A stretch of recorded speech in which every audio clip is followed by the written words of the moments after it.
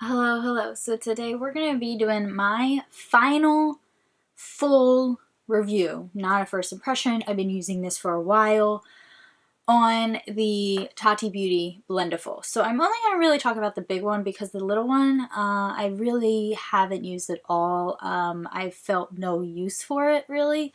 I understand it's supposed to be for like more precise location, like highlighters and that kind of thing, but when I used it I found it to be very like rough, meaning like on the edge of it I don't know, I just didn't, I'm not like really a fan of that one. So before we get into it, make sure you are subscribed before you leave and to give this video a thumbs up. It helps me out. And then follow me on my makeup related Instagram. All that stuff is always down below. Let's dive right in. So I've had the Blendiful for quite a while. I've used it quite a bit. I've used it with all kinds of products, creams, powders, liquids. I couldn't think of the other one. So yeah, so these are my final thoughts. I'll do kind of like a pros and cons. So the first pro is that it's very flexible. It's form-fitting, so you can get right into your little crevices, you know. Another pro is that it's reversible, so you do have technically two sides to use. However, a con is that it does definitely have to be cleaned more often than I would personally like. As everyone knows, I never clean my brushes. It's like a chore. Yeah. My beauty blender, I kind of keep probably longer in between cleanings than I really should. So this product definitely makes you have to clean it more. You can just use like regular like unscented soap or brush cleaner, or you know, whatever you have. Mine didn't get like, this is freshly cleaned. I have not used this today. This is freshly cleaned. I cleaned it the other day and it still has a couple stains on it that I haven't been able to get out, which is fine because that's the same as the Beauty Blender. Beauty Blender stains as well. But it does, another pro is that it does stay as soft. So I've used this quite a bit. I've washed it about 5 times maybe, and it still is as soft as when I opened it. I haven't noticed any like tearing. I know that, oh, just kidding, I do have a tear. Oh no, I did not see that. So there is a tear right here. I don't know if you can see it because it is very tiny, but that is definitely going to be from washing it maybe not as gently as I should. So yeah, another con, it's not my favorite for foundation application. I just feel like I don't get as flawless of a finish. Just dropped it.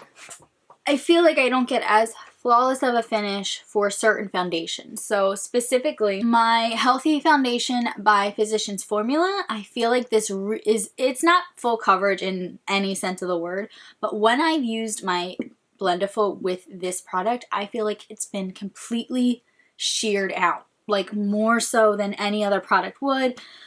And I thought like the thing about Blendiful was that it would make your foundation kind of last longer and like you wouldn't have to go back in as much, and with this specific foundation that was not the case.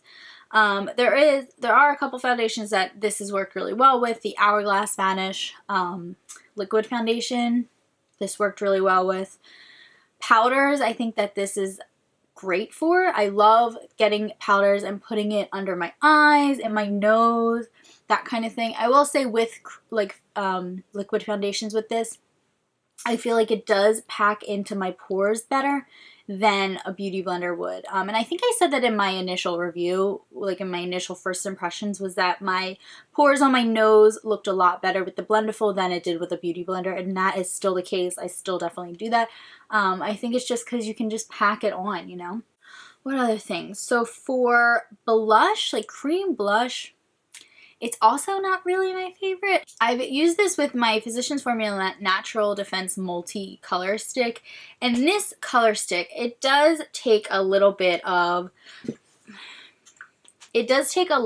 patience to blend out.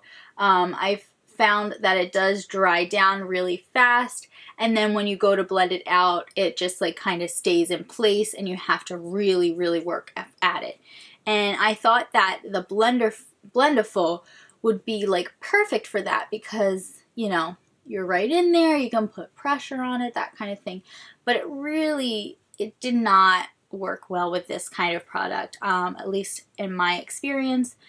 And I know this is like a kind of a difficult product to use, but my beauty blender worked a little bit better with this.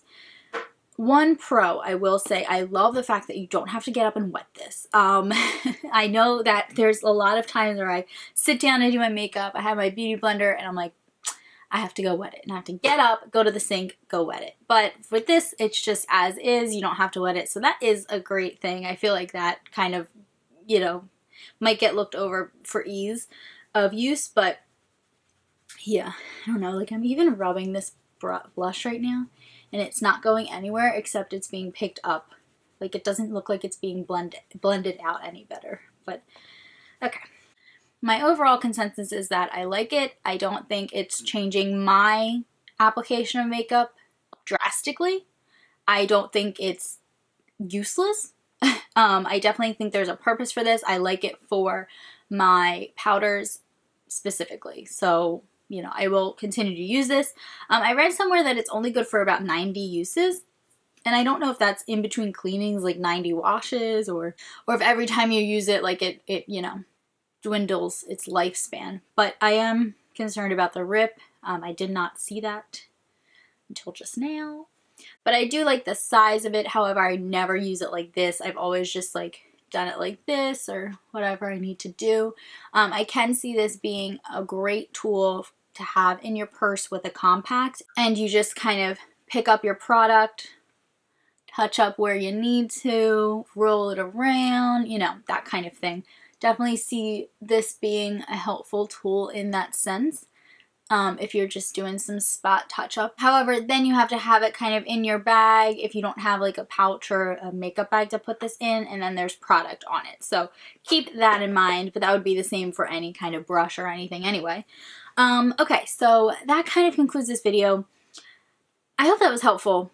I don't know. That's just my experience with it. I've been using it a lot. I wanted to give kind of like my final thoughts because I did a first impression, which I will link for you. But my thoughts, I don't know if they've changed much from that video, but I just wanted to let you know like how I was feeling now after using it for a while.